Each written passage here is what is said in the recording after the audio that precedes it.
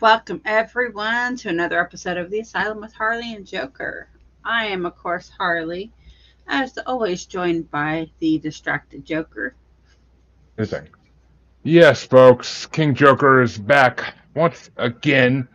Whether I'm distracted or not, Harley, I am always paying attention. How dare you? I should smite thee with one of my many rock boulders besides me used for throwing people's heads. Fun. Okay, Ain't nothing like guys, tonight's ain't, no- episode. ain't nothing like pelting the peasants, Harley. You know that. Exactly. Well, tonight's episode is Disturbing Last Words of Serial Killers.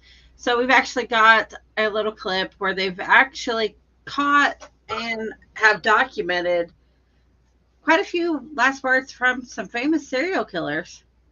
Hello, viewers. On X, you guys can comment along with us if you want to leave your They opinion.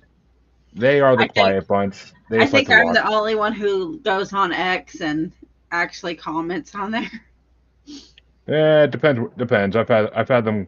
They get loud over certain things, but they usually are the quiet bunch who just like to watch. I mean, ain't nothing wrong with Nothing that. wrong with watching. There's a lot of people out there that they just like to watch from the corner. You know. Okay, here we go. Death's door, they can be remorseful, they can be profound, but more often than not, they leave words that haunt us even today. These are the last words of 25 serial killers. Number 1, Jeffrey Dahmer. In Wisconsin today, Jeffrey Dahmer died. He was murdered in the prison where he was sent in 1991 for murdering 17 men and boys. Jeffrey Dahmer was notoriously emotionless, and his last words were in keeping Of with his course he character. was. As you may know, Dahmer was faced with a sentence of 957 years, so prison was a place he was never going to come out of alive. But 3 That is years into fair. his sentence, another inmate thought that his sentence wasn't punishment enough. In prison, Dahmer would be known for his grim sense of humor, and even put up a fake advertisement for Cannibals Anonymous, and told one of the guards, "I bite." So, one day, Dahmer was on cleaning duty with 2 other inmates. Seeing as he was now alone with Dahmer, fellow inmate Christopher Scarver grabbed a metal bar from the weight room and gave Jeffrey a taste of his own medicine. He killed him, and he killed him slowly. By the time the guards found him, he was basically unrecognizable. It Killed was a him level of justice slowly. that was probably deserved. Dahmer's entire demeanor throughout his trial was completely emotionless, and now facing death, his chilling final words were, "I don't care if I live or die. Go ahead and kill me." Number 2, Timothy McVeigh. A massive car bomb exploded outside of I a large remember federal that. building in downtown I was sitting Oklahoma in an City, elementary shattering school. that building, killing children. I was sitting in an elementary school in Oklahoma City, not far from where that was. When the bomb went off, it shook the whole elementary school building. Killing federal employees, This man wanted military 2 men, and pints of civilians. mint Another chocolate chip notorious ice cream killer in the for his last 1990s meal. was Timothy McVeigh. But unlike Dahmer's devious desires, McVeigh's crimes were politically motivated. Before September 11th, McVeigh's bomb in 1995 was the worst attack on U.S. soil. His explanation? Revenge. U.S. federal security had raided areas in Waco and Ruby Ridge and took their weapons off religious and neo-Nazi groups. McVeigh saw this as an infliction upon their freedom and was paranoid that the U.S. government was trying to disarm the public, and he let the world know his views through a horrific bombing in Oklahoma City. Oklahoma carries the death sentence, and McVeigh knew he would one day be sitting in that electric chair. He showed little remorse and believed that these killings were for the greater good. In an interview, he stated, "Death penalty is what you would call an oxymoron. Death is not a penalty, it's an escape. They treat me like a trophy, like they got me. They're gonna kill me, and we won. They didn't win. In the crudest terms, 168 to 1. And before facing lethal injection, his last words were just as self-assured. In his final few moments, he said, "I am the master of my fate. I am the captain of my soul." This is a line from William Ernest Henley's poem Invictus. This verse was also read out a few years earlier at the funeral of Ronnie Cray, a notorious British gangster. Number 3, Ted Bundy. This morning, just Dude's got after balls. sunrise, the Yeah. man suspected of brutally killing 36 women, many of them in Utah, met the long, drawn-out demands of justice. If you're even vaguely aware of the evils of Ted Bundy, his last words might come as a bit of a shock. He confessed to 28 murders, with many people believing he was responsible responsible for hundreds. Most of his victims, if not all, were women. Thankfully, he was caught before these numbers got any bigger. Inside the dark and depraved corners of Bundy's mind was an addiction to violent pornography. He was a cold-blooded psychopath who failed to view women as anything other than objects of sexual desire. After decapitating their bodies, he would hold on to their heads as souvenirs. Upon being captured, he maintained his innocence for a long period of time. But when he was put on death row with nothing to lose, he finally confessed. So, after his last meal of some steak and eggs, he was invited to the electric chair. The press waited with bated breath to see what his last words would be. The tabloid press, who wanted him to say something evil, were left disappointed. It was an anticlimax. All he said is, "I'd like you to give my love to my family and friends." That was Ted Bundy's last statement. His eyes looked like he was almost a child, and his mother called him doing something wrong. I think if I asked a lot of our audience what their last words would be, it Oh, might be something Daddy similar. Bundy. These words coming from Ted Bundy give them a scary reminder that he's not so different from you or I. Number 4, John Spenkelink. Capital punishment is a highly controversial form of justice, and lots of prisoners use the theater of sitting in the electric chair to critique this brutal punishment. John Spenkelink was one of these people. Spenkelink allegedly picked up a hitchhiker, and they ended up spending the night in a cheap motel. According to Spenkelink, the gun went off accidentally when they were fighting with each other, but that's not a story that the judge and jury would believe. He, rather unluckily, received capital punishment when it was reintroduced in Florida in 1976 and campaigned against it. I don't think if there'd just be a very few that don't. But I don't think there's anybody on death row now that does want to die.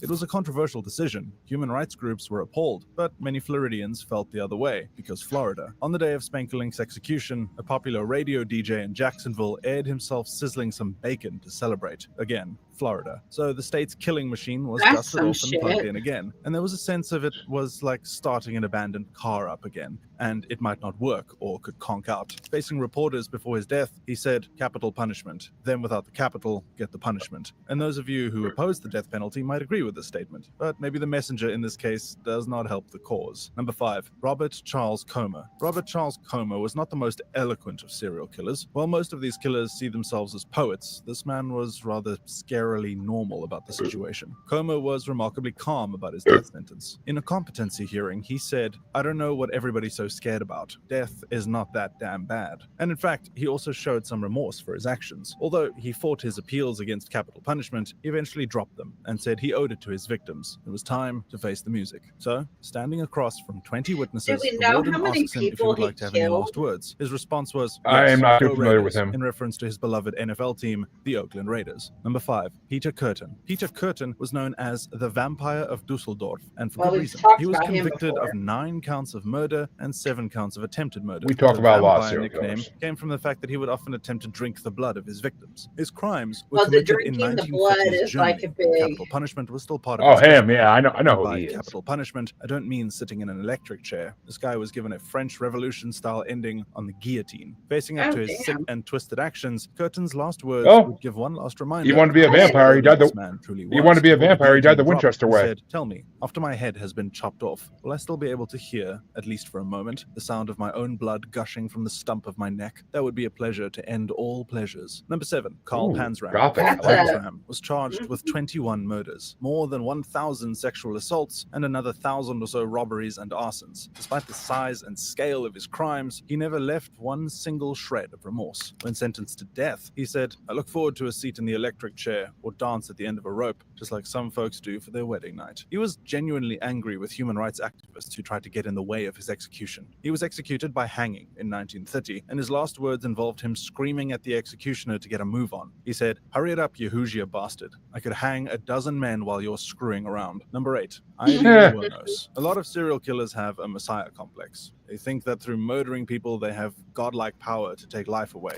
Eileen Wuornos was one such killer. In the space of a year, she killed 7 men. She was a sex worker and argued that most of these killings were in self-defense. But then, facing a death sentence, she came clean and said that she just killed them. Nonetheless, Yeah. you killed 7 men.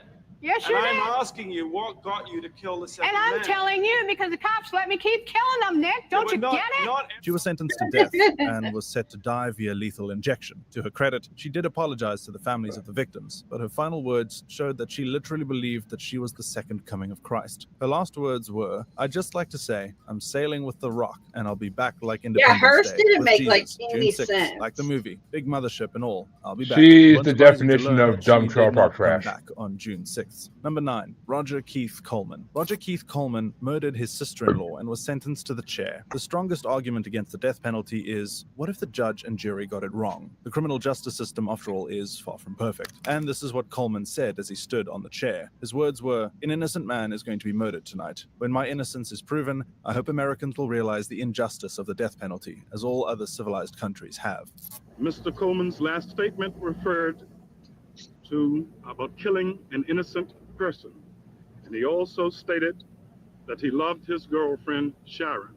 Number 10, Thomas J. Grasso. Thomas J. Grasso's crimes were particularly cowardly. In 1995, he used Christmas tree lights to strangle a defenseless 85-year-old woman. 6 months later, he strangled an 81-year-old man and stole his social security check. But Grasso is probably most famous for his last words. On your last day on death row, you have what will be your final meal. It can be almost anything you want, and most people go pretty extravagant and order steaks and lobsters. Grasso's last meal was a considerably long order. It consisted of 24 steamed mussels, 24 steamed clams, a Burger King double cheeseburger, 6 barbecued spare ribs, 2 large milkshakes, a tin of SpaghettiOs with meatballs, half a pumpkin pie, and strawberries and cream. But the chef got his order slightly wrong. The chef misunderstood that he wanted spaghetti with meatballs, which I'm sure a lot of you will agree is a much nicer dish. But Grasso saw this as a great injustice and made this known before he left the earth. His last words were, "I did not get my SpaghettiOs. I got spaghetti. I want the press to know this." Number 11, Albert Fish. Albert Fish was one of the most notorious murderers of the early 20th century. He's believed to be the killer of at least 100 children, but the true extent of his evil is something we will never know. He was a sadomasochist, and before being put on the chair, he told the gods, "It will be the supreme thrill." I The don't only think one we've I talked haven't about tried. Robert A witness Fish. during his execution noticed that Fish needed a few He's on my jolts serial to killer kill him bracket, I'm before pretty he sure. died, and this was probably due to the number of needles Fish had inserted into his body. It took 3 minutes and several thousand volts to make sure that this guy was finally removed from this world. His last words were, "I don't even know why I'm here." He was a classic psychopath who did not even comprehend right from wrong. Number 12, John George Haig. John George Haig did not say much when sitting on the chair. His last recorded words were in a letter sent to his girlfriend. They read, "It is difficult to say farewell under these circumstances, but you will understand that you will always be in my thoughts. You know I have been proud of our association. It has always been an honorable one. I shall remember your great kindness and devotion. Now I must leave you." And these kind words give us the impression that he's a fairly decent and honest fellow. The truth is that he killed and dissolved 6 women in acid. He was known as being quite a charmer and used to commit crimes of all kinds, including murder, but he will forever be known as the acid bath murderer, and from being far from charming in reality. Number 13, William Bonin. William Bonin was known as the Freeway Killer. In the space of a year, he would kidnap, rob, murder, and rape 14 teenage boys. He would find hitchhikers on the freeway. They would get into his van, and he would That's why bring you them don't to their hitchhike, destination. because you never Sentenced to know what death, the his hell you're final gonna meal get was a into. feast fit for a king. He devoured That's why it's 2 illegal large in most pepperoni and states. sausage pizzas, 3 pints of coffee ice cream, and 3 Oh, we packs of talked regular about him. Coca-Cola. Cholesterol levels don't really matter that much when you're about to face execution. His final words were ones of sorrow and regret. He said, "I would suggest that when a person has a thought of doing anything serious against the law, that before they do that, they should go to a quiet place and think about it seriously." Number 14, Angel Maturino Resendiz. From the freeway killer to the railroad killer, Angel Maturino Resendiz was a drifter riding the rails and would jump in and out of trains to cross the US. And during this tour of the good old US of A, he managed to kill 20 people, often near railroad tracks. When he was finally caught, he showed no remorse. I stutter just like a pig because this country is like the mother of all countries, and what happens in the US can change the entire world. So how do you want to change it? With death? With blood? Yes, this is the only way out.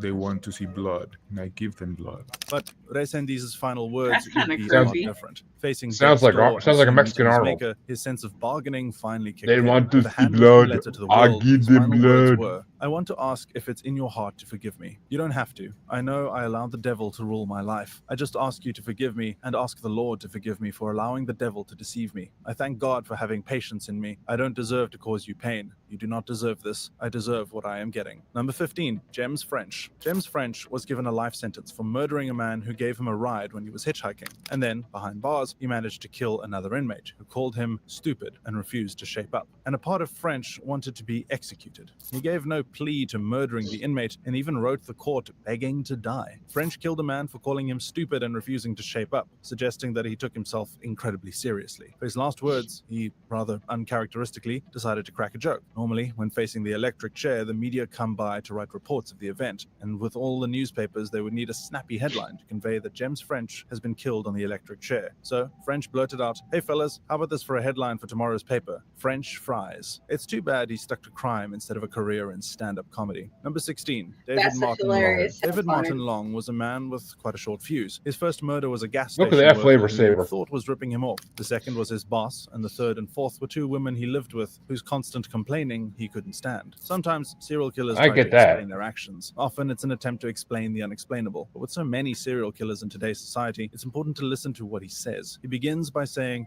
just sorry, y'all. I think I've tried everything I could to get in touch with y'all to express how sorry I am. I never was right after that incident happened. He goes on to say, I was raised by the California Youth Authority. I can't really pinpoint where it started, what happened, but I really believe that's just the bottom line. What happened to me was in California. I was in their reformatory schools and penitentiary. But they create monsters in there. And then he closes his speech. That's it. I have nothing else to say. Thanks for coming, Jack. Number 17, H.H. Holmes. Convicted of 27 murders and possibly responsible for 200, H.H. Holmes was one of the U.S.'s Talk about worst him. ever killers. Like Dracula, he had a castle where I he am murdered releasing an victims. episode He this was also a upcoming famous Saturday of swindler, my show economist, with and somebody was known as who America's first had serial some killer. experiences During at the his H.H. capture, he Holmes Murder confessed, I Hotel. was born with the devil in me. I could not help the fact that I was a murderer, no more than a poet can help the inspiration to sing. That'd One of be his awesome strangest to last go to. requests was to have his coffin buried 10 feet deep and filled with cement, as he feared that his grave would be dug up. He loved adopting other personas and deceiving people, but on death row, everyone knew who he was and what he had done. The Grim Reaper was now calling him out. Once the executioner had everything set up, he said, "Ready, Dr. Holmes?" Holmes's response was, "Yes, don't bungle." Apparently, the executioner eventually did bungle because his neck did not snap immediately. It was a slow and painful 15 minutes until he Oh, eventually met damn. his maker. I also found it incredibly strange how the executioner still called him doctor when he had presumably lost his medical license after 27 confirmed murders. Number 18, Kimberly McCarthy. Kimberly McCarthy killed two elderly ladies, and through her twisted logic, she believed that she was doing the Lord's work. Interestingly, she was the ex-wife of the now Black Panther Party founder Aaron Michaels, but her addiction to drugs is possibly a bigger motivator for her behavior. Facing the electric chair, she expected to be given a high five by St. Peter or something when she reached the pearly gates. She said, "This is not a loss, this is a win. You know where I am going. I'm going home to be with Jesus. Keep the faith. I love y'all. Thank you, She ain't Chaplain." going Number home to 19, be with Rosendo Jesus. Rodriguez III. Rosendo Rodriguez also As long as you mentions the repent,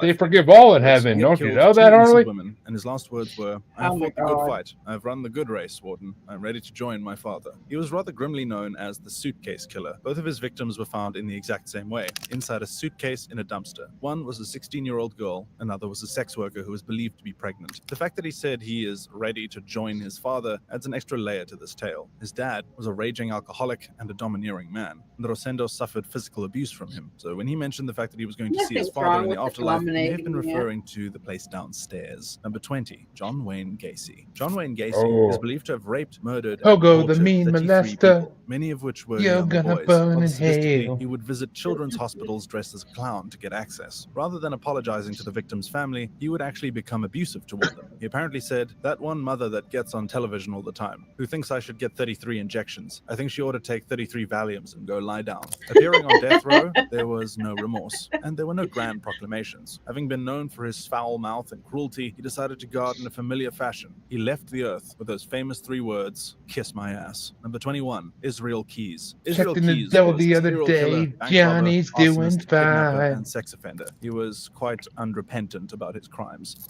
You're watching 34-year-old Israel Keys describe over coffee and a bagel his strategy for hunting and killing innocent people.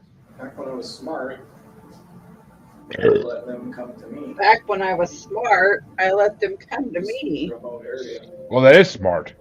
Yeah. Come go to a remote area that's not anywhere near where you live.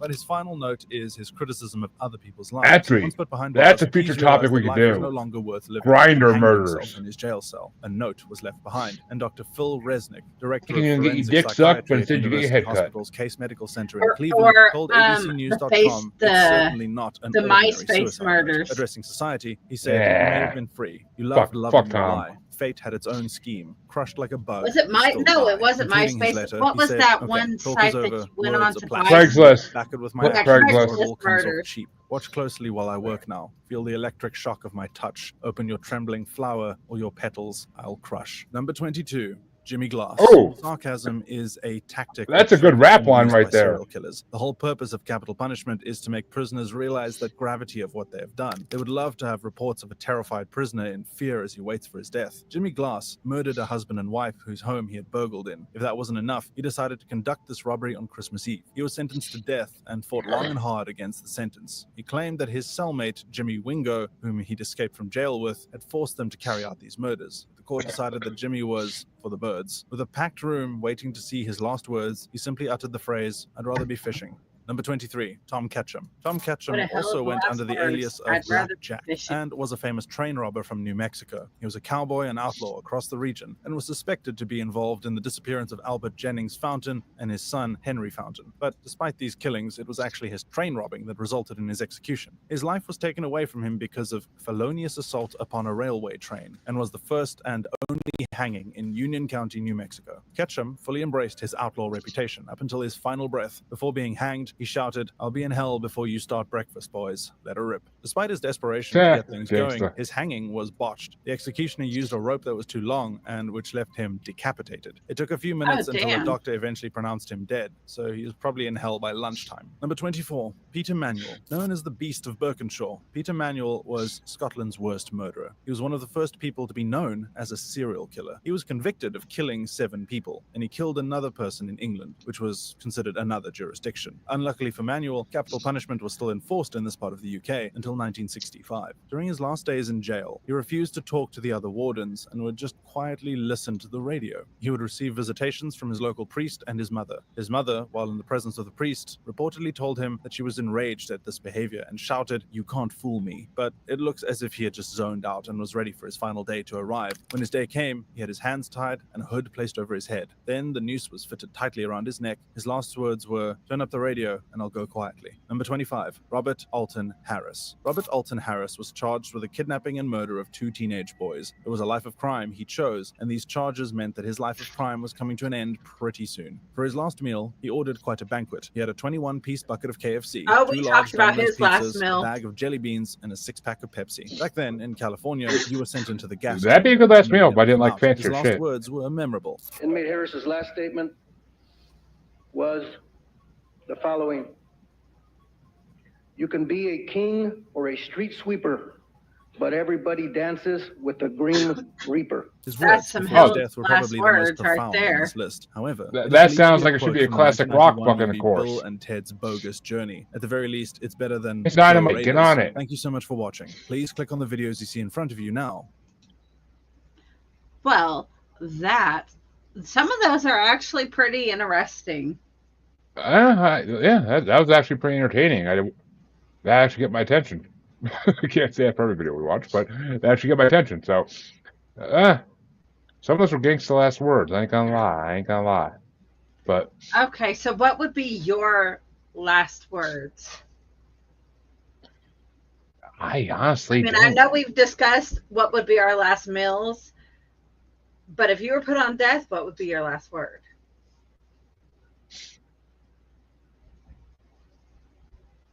I mean, part of me would just want to yell out, "Juggalos never die," or "Wicked clowns never die, bitch." But I don't know. I mean, it would depend on the situation. I think I don't know. I can't see myself being in that situation, so I can't really even think of it. Yeah, that'd be one of those situations that'd be hard to do because it's like I don't know where my mindset would be if I did something that horrific to be put in that situation. Yeah, I just don't. I mean, I can't. Yeah, unless you're in that situation, you're not gonna think what your last words are because you don't fucking know. Like it's. be pleading for mercy. Don't let me die. There's no mercy at that point. There's no mercy. You're not gonna. Why would you have something you're not gonna get? If you're one of those fuckers, you ain't getting shit for mercy. So. Well, those fuckers already knew they were going to get death because some of them committed heinous crimes. But then there was a few in there who I don't see how they were considered serial killers. Like when we did the serial killer bracket, I still don't understand how some of them were on the serial killer list because they didn't kill more than one person. And I thought the definition of a serial killer was to kill more than one person. Well, they're usually on there because it's only proven they killed one person, but it's believed they killed many, many more. But they're just good at their job and they hide shit very well. But I don't know. I do not make these rankings. But listeners, speaking of rankings, the Paranormal Normal next movie bracket is completely watched by me, so 100% of that bitch. So I started on the Asylum next movie bracket today. So the 2019 Fantasy Movie Bracket Part 1 will probably take place towards the end of June, I'm thinking. But we'll see. We can do that list. Okay, guys. Well, that does it for this episode. Drop your comments below. What was your favorite last word? Even though it may be twisted. But shit, we're all twisted, and that's how life is nowadays. But let us know what was your favorite, and that'll be it for this episode. Tune in next week for more twisted nonsense from us. Bye. Don't make me break out the jump rope, Harley. What? So don't make me break out the jump rope. Twisted. Thank